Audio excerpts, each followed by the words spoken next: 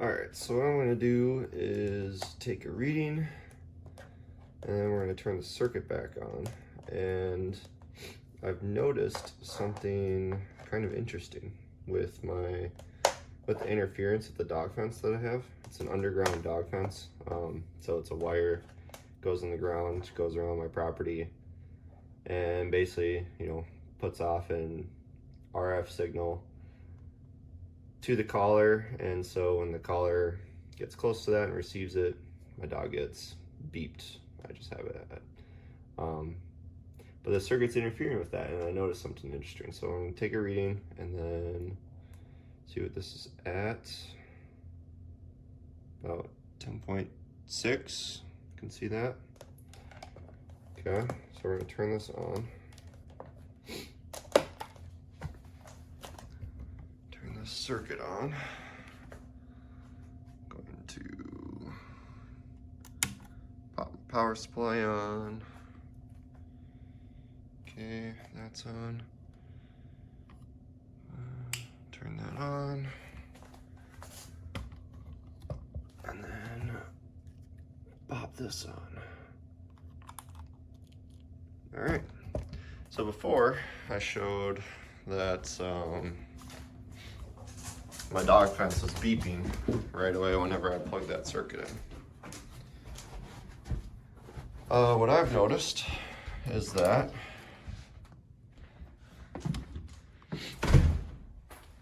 it's not beeping right now.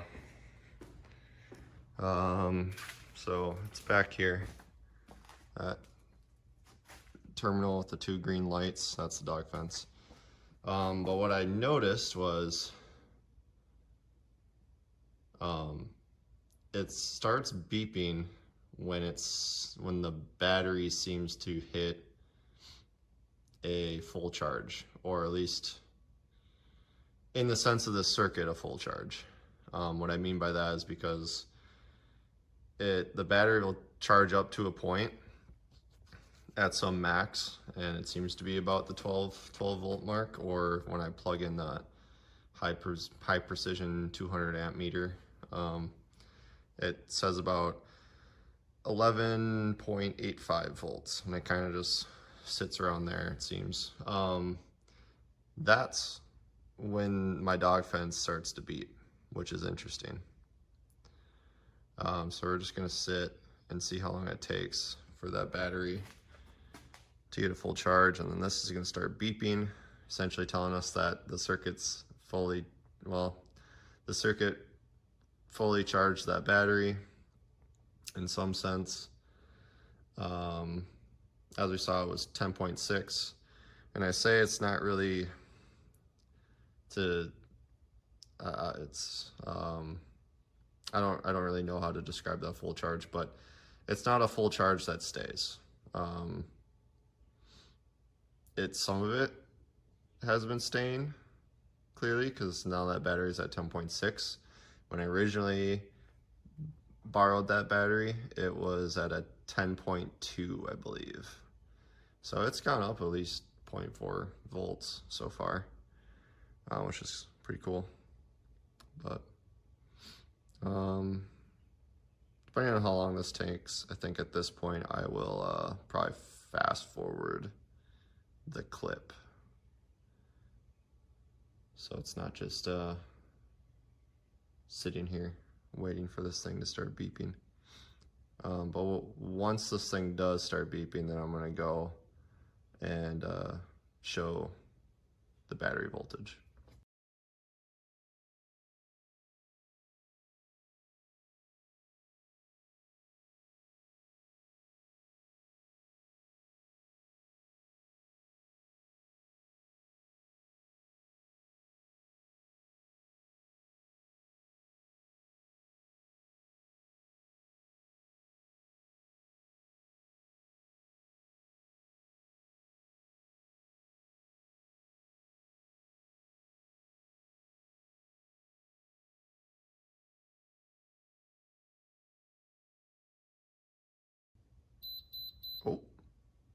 Oh, it does blink. There it goes.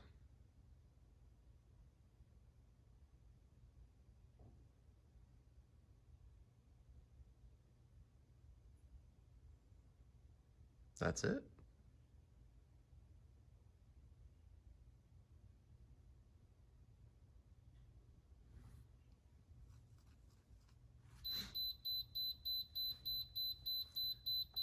Oh, so yeah, that loop part goes down. We're gonna wait for it to just constantly beep. I think that's it. Just the loop is completely down. Oh.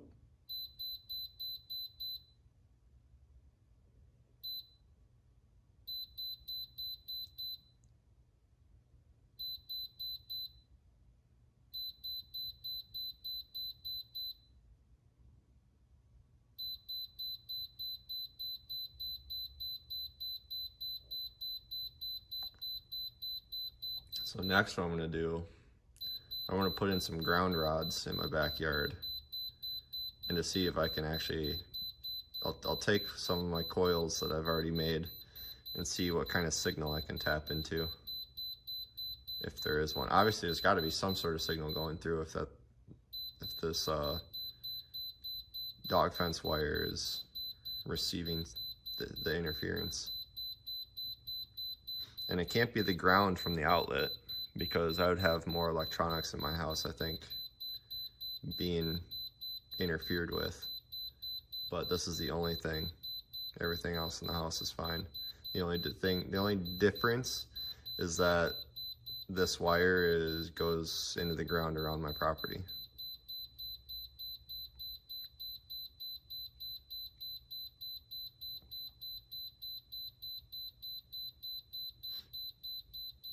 So you can see those two yellow wires. I just have them. They're just spooled out. They go out my house down there and into the ground. So, okay. I think that's it.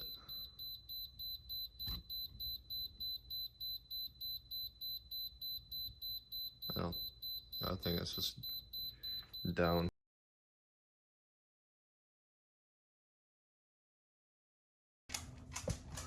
Let's see what my multimeter says. I don't know if this will get a proper reading while the circuit's running. Make sure you guys can see that. Okay, we'll do.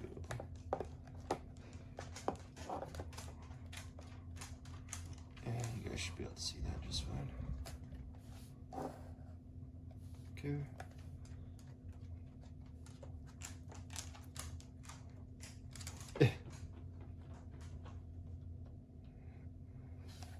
Yeah, doesn't really pick anything up when it's running, but let's see, we can plug this one in.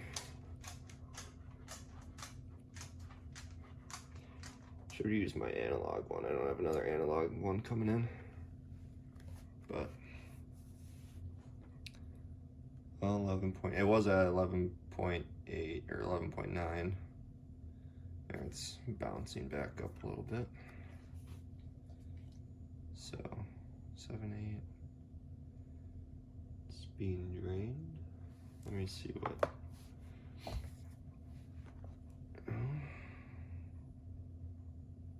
Yeah.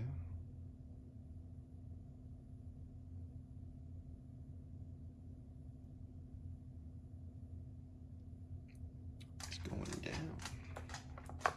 Normally that doesn't happen. What's my current at?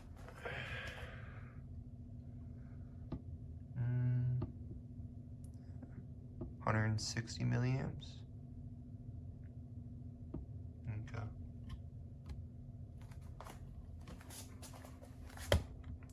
Normally I leave this that thing plugged in the whole time while I'm charging.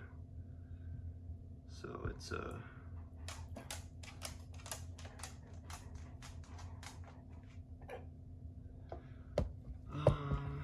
kind of stopped at 7.4. Well, let's get a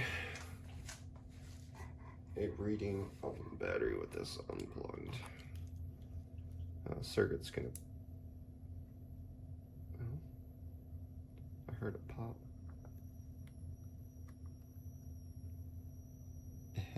There's some frequency coming off of this thing.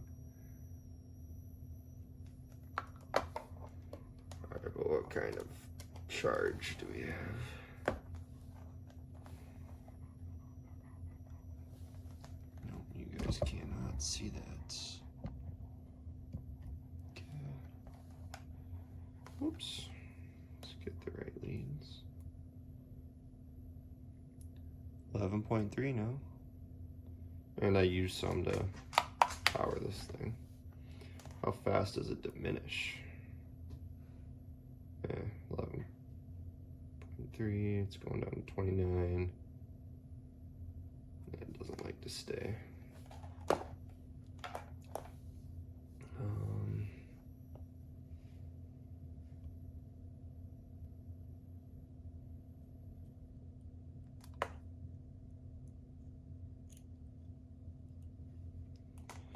I'm just gonna plug this thing back in.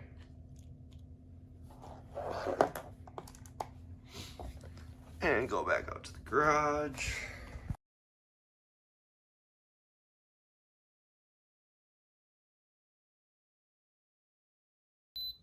Beeping. All right, I'm gonna do some ground tests.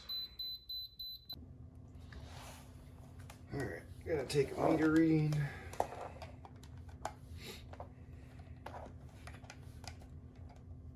See what is left in here from overnight charge, or not overnight charging, but overnight sitting. About 11 volts. You see that? Got some glare, screen glare. Let's see.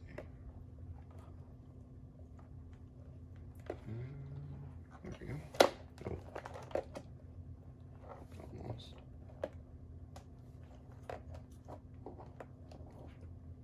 Come on. I need a stand. I'll just put it there. Okay. 11:05.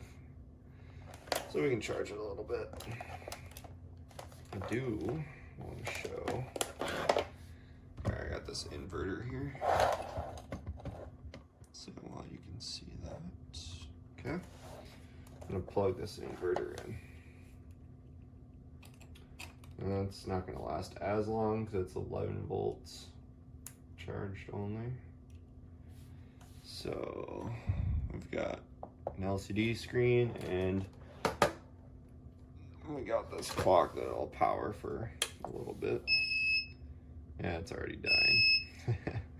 It's turning it on, kicks it all the way down to 10 volts. Turns the clock on though. Can you see that blinking?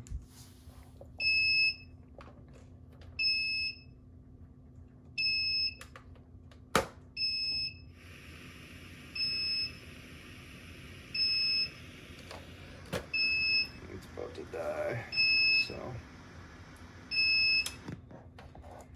turn that off. What's interesting is that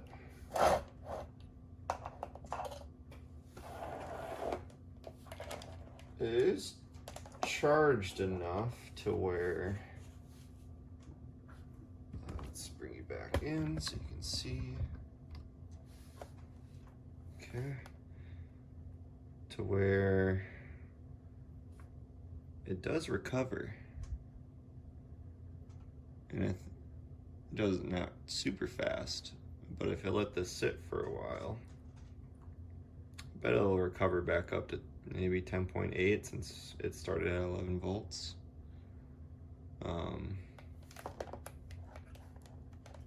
It depletes pretty quick, but then it's charged enough to recover back to, maybe that's just how batteries work, but it does have some sort of recovery. It's not just dying and then staying at that lower voltage. So we'll just charge this back up.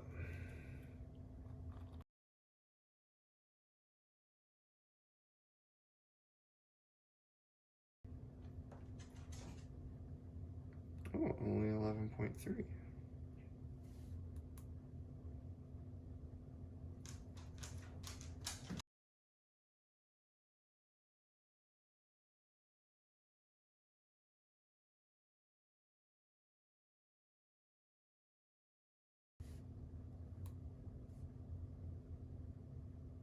Okay, an extra 0.3 volts, but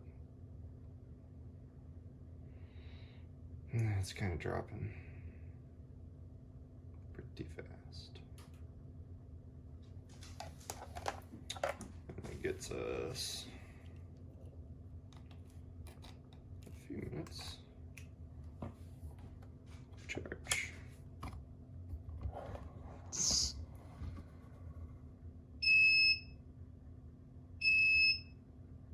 It was at 11 and then instantly dropped to 10.2.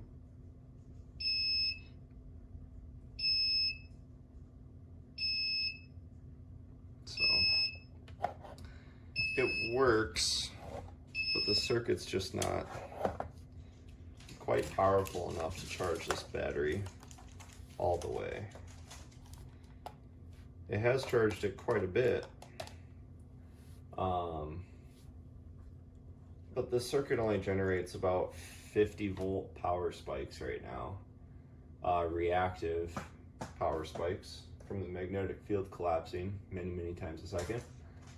And I think I need to step it up with a transmitter coil that's got more henries in it. Need more inductance to generate a bigger voltage spike. We want that up to about 300, and we're only at about 50.